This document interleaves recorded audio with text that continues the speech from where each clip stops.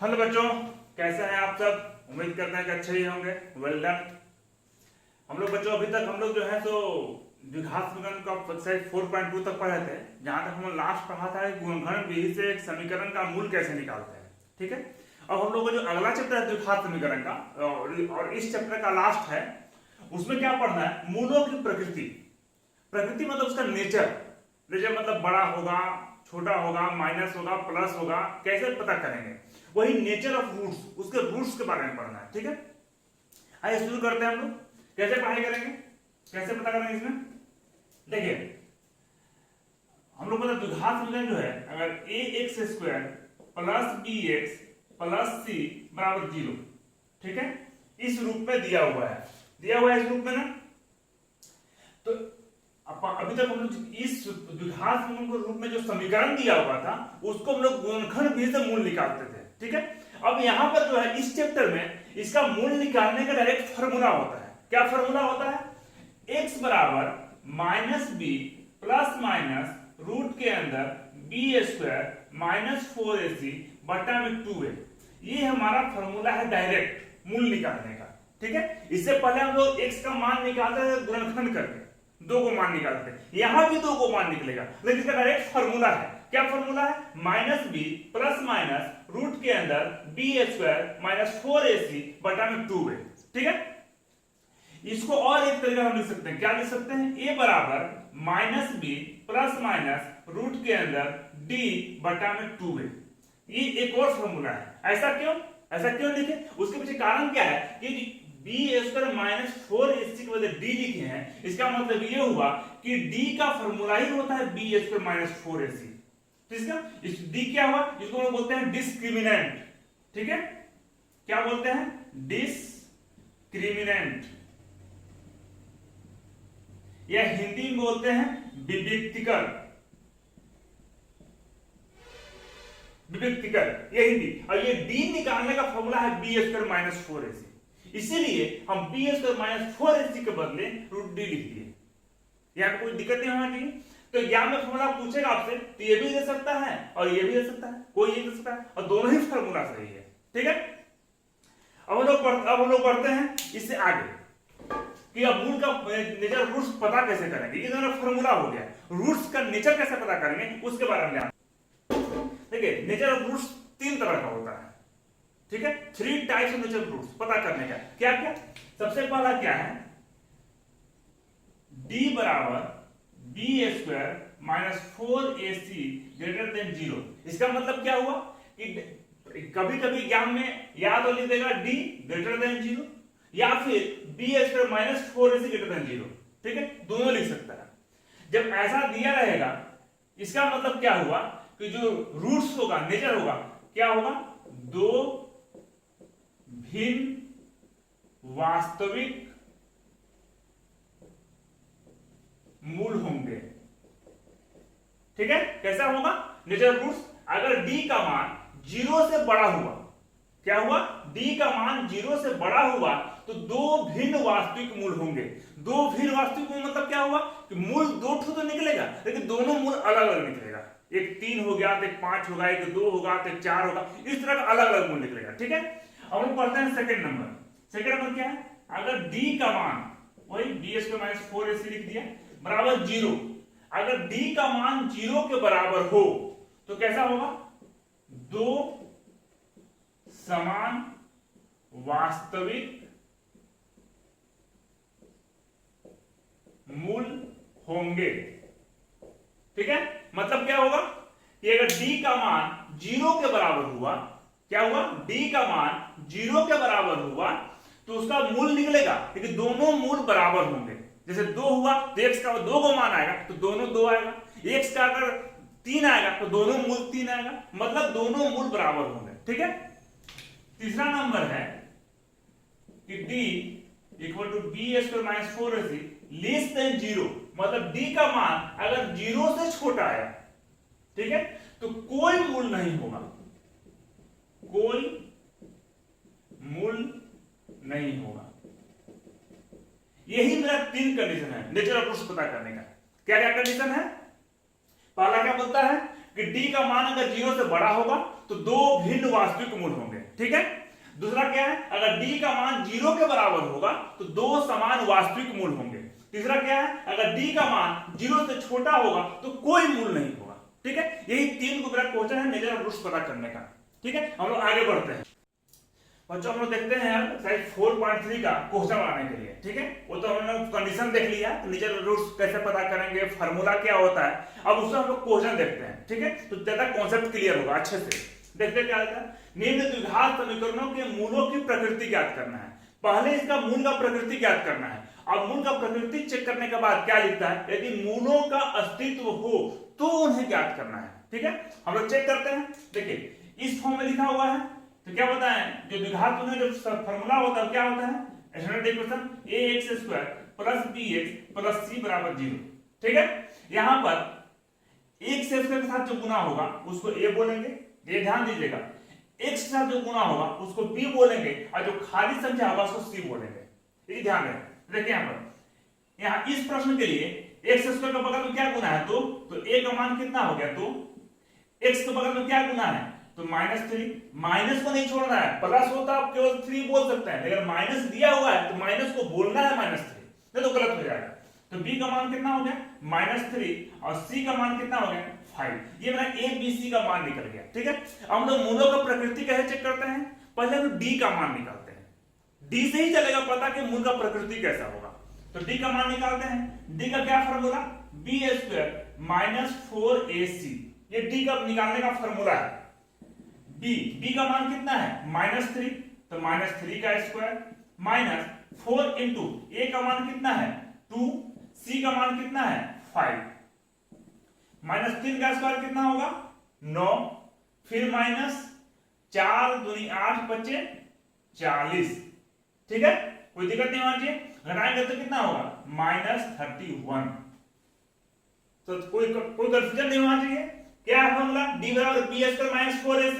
b का मान कितना है -3, तो -3 का स्क्वायर माइनस 4 इंटू a का मान कितना है 2 और c का मान कितना है 5, बैठा दिया मैंने। -3 का स्क्वायर 9, गुना करेंगे 4 दूनी 8 25 40, घटाएंगे तो -31।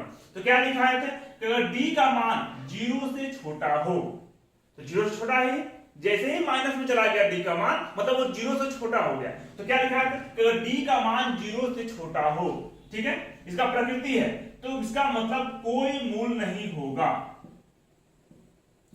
कोई मूल नहीं होगा। और जब कोई मूल ही नहीं होगा तो हम x का मान निकालें कैसे, इसका काम यहीं तक खत्म हो गया।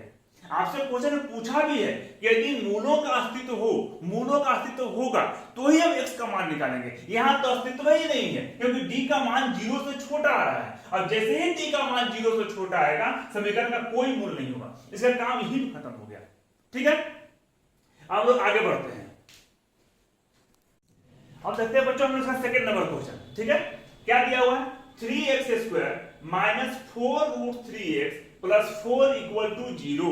ठीक है, हल करते हैं इसको। क्या बताएं कि x² के बगल में जो गुना रहेगा उसको हम लोग a बोलते हैं, तो a का मान कितना हो गया 3। x के बगल में जो गुना होगा उसको क्या बोलेंगे, तो b बोलेंगे, तो b का मान हो गया -4√3 और जो खाली संख्या है उसको c बोलते हैं, c का मान कितना हो गया 4। ठीक है, अब नेचर ऑफ रूट्स पता करने के लिए तो क्या करते हैं, d का मान निकालते हैं। तो d का मान निकालते हैं, तो d का क्या फॉर्मूला है b² - 4ac। मान उठाते हैं, यहां पर b का मान कितना है -4√3, -4√3 का स्क्वायर। ठीक है, -4, a का मान कितना है 3, c का मान कितना है 4। ठीक है, स्क्वायर करेंगे तो माइनस का स्क्वायर प्लस हो जाएगा, 4 का स्क्वायर 16 और √3 का स्क्वायर 3, 16 तिया कितना होगा 48, माइनस इसको गुना करेंगे 4 तिया 12, 12 चुका 48, ये तो कट जाएगा, तो कितना हो गया d का मान 0। तो d का मान कितना आया 0। ठीक है, अब इसका प्रकृति क्या लिखेंगे, प्रकृति क्या बताए थे कि अगर d का मान 0 आएगा, जो समीकरण दिया हुआ है उसका, उसके दो वास्तविक समान मूल होंगे।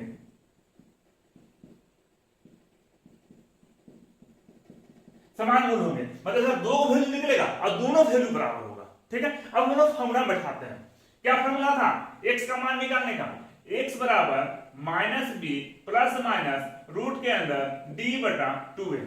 यहां मैंने डी लिखा है, लेकिन मैंने लिखा था कि डी के बदले आप बी स्क्वायर माइनस 4ac भी लिख सकते हैं फॉर्मूला में, कहीं कोई दिक्कत नहीं है, ठीक है। वैल्यू उठाते हैं तो माइनस बी का मान कितना है माइनस 4√3, तो लिख दिया minus 4√3 plus minus root d का मान कितना है 0, यहां लिख दिया 0 बटा में 2a 2 इंटू a का मान कितना है 3, यहां लिख दिया 3, ठीक है। इसको हल करेंगे तो minus minus plus 4√3 plus minus root zero का और मिलेगा 0 होगा, ठीक है। तो लिख दिया प्लस माइनस 0 बटा में 2 3 या 6, ठीक है। अब यहां से x का 2 को मान लेंगे, क्या लेंगे, एक बार प्लस लेंगे एक बार माइनस लेके हल करेंगे, ठीक है।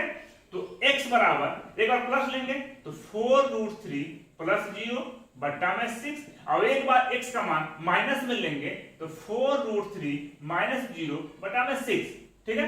हम लोग को पता है कि किसी भी संख्या में 0 को जोड़ेंगे तो संख्या ही आएगा, ठीक है। तो लिख देते हैं 4√3 बटा में 6, यहां पर भी सेम चीज, किसी संख्या में 0 घटाएंगे तो संख्या ही आएगा, तो 4√3 बटा में 6। इसको हल करेंगे 2 दूनी 4 2 तिहाई 6, देखिए यहाँ पर 3 है ना, तो √3 से कटेगा √3 बार में, क्योंकि हम लोग 3 को लिख सकते हैं √3 गुना √3 लिख सकते हैं ना, तो एक √3 कट जाएगा तो एक √3 बच जाएगा, ठीक है। यहां भी सेम चीज है, 2 दूनी 4 2 तिहाई 6, √3 से कटेगा तो √3 बार में कितना हो गया 2/√3 और कॉमा 2/√3, दोनों समान मूल आया, आप चेक कर सकते हैं, x का 2 को मान आया और दोनों समान आया 2/√3 2/√3, ये हमारा आंसर हुआ। जो प्रकृति हम लोग चेक किए थे कि d का मान 0 आ गया, दो वास्तविक समान मूल होंगे, देखिए दोनों वास्तविक आए हैं और समान मूल आया है, ठीक है। ये हमारा हो गया आंसर। हम लोग आगे बढ़ते हैं,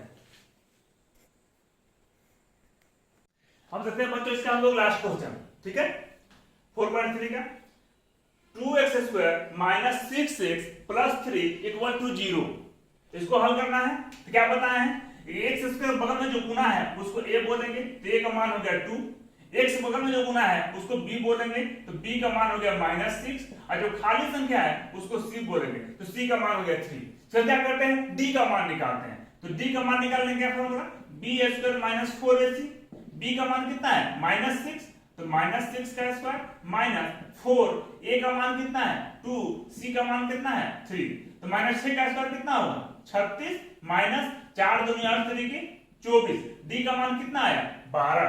अब क्या है d का मान क्या है 0 से बड़ा है, 12 है मतलब 0 से बड़ा है, तो क्या बताए थे कि d का मान अगर 0 से बड़ा होगा तो इसका प्रकृति क्या होगा, दो भिन्न वास्तविक मूल होंगे, ठीक है। तो इसका प्रकृति में क्या लिखेंगे, दो भिन्न वास्तविक मूल होंगे, दो ठो मूल निकलेगा क्योंकि दोनों अलग अलग निकलेगा, ठीक है। अब जब अस्तित्व में आ गए तो प्रकृति चेक कर लिए तो हम लोग मूल निकालते हैं, ठीक है। मूल कैसे निकालेंगे, फॉर्मूला क्या है, x बराबर -b प्लस माइनस रूट के अंदर d बटा में 2a, ठीक है। बार बता रहे हैं d का फॉर्मूला होता है b² माइनस 4ac, तो आप d के जगह b² माइनस 4ac भी लिख सकते हैं, ठीक है।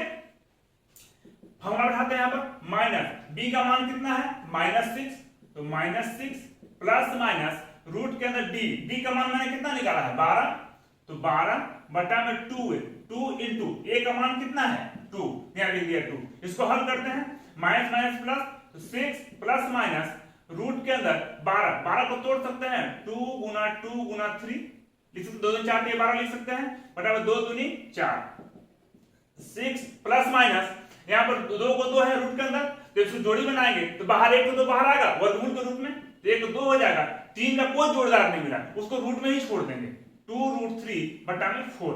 अब क्या बताए थे, जब मान निकालेंगे तो बारी बारी से एक बार प्लस लेंगे एक बार माइनस लेंगे, ठीक है।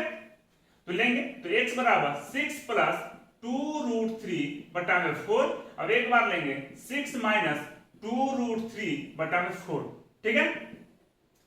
इसको अलग अलग लोग कर सकते हैं, आपका आंसर ये भी मान्य होगा, इसको अलग अलग और सिंप्लीफाई कर सकते हैं, आगे हल कर सकते हैं। कैसे करेंगे, तो 6/4 प्लस 2√3/4 कॉमा 6/4 और 2√3/4, ठीक है, माइनस कटेगा उसको काट दीजिए, 2 तिहाई 6, 2 दूनी 4 और 2 दूनी 4, ठीक है। 3/2 प्लस √3/2 कॉमा 2 तिहाई 6, 2 दूनी 4, 2 से दूनी 4, 3/2 माइनस √3/2, ये भी आंसर हो गया। इसका एलसीएम ले लीजिएगा तो हो जाएगा 3 प्लस √3/2 और कॉमा 3 माइनस √3/2, ये हो गया हमारा आंसर, ठीक है। ये हमारे दो भिन्न वास्तविक मूल हो गए, ठीक है। अब इसी का बच्चों जो लैंग्वेज बेसिस प्रॉब्लम है, इसी फॉर्मूला से जो लैंग्वेज में लिखा हुआ है प्रश्न, उसको हम बनाने देखेंगे नेक्स्ट वीडियो में। तब तक आप इसको अच्छे समझे, प्रैक्टिस करें, ठीक है। वीडियो पसंद आए तो लाइक, सब्सक्राइब, कमेंट करना जरूर ना भूलें, जरूर करें लाइक एंड सब्सक्राइब। धन्यवाद बच्चों।